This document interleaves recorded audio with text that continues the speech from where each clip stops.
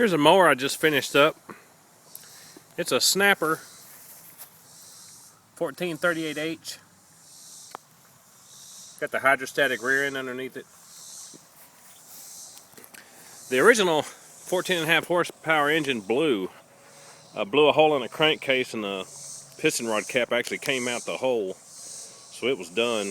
The owner wanted a new engine on it. The only engine available for this is the Briggs & Stratton Intech 17.5 horsepower. And boy, it took a lot of work to get this thing on here.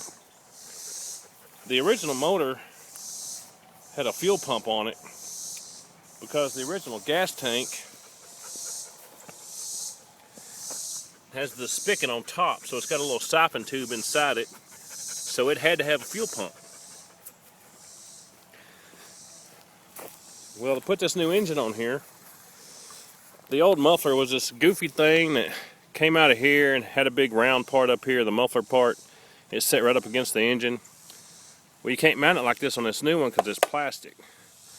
And I tried customizing the muffler and moving it out and everything, but it just broke. It's just a piece of thin crap. So me and the owner decided we need to put the original muffler that came with the engine on it. It's much better. It's got a really thick, just short, straight pipe on it. It doesn't vibrate. It's just a much better system. Well, to do that, we had to remove the cradle that held that old gas tank over there.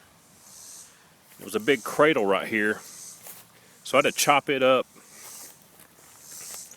I had to cut it, a big chunk of it out. I took the plate that was on the back of it that held the gas tank in, cut it up, mounted it to the side right here as a heat shield between the muffler and the gas tank.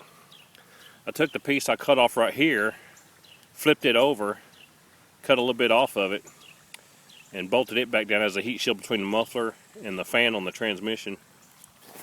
But that all worked out pretty good. I had this old MTD gas tank I stuck on there.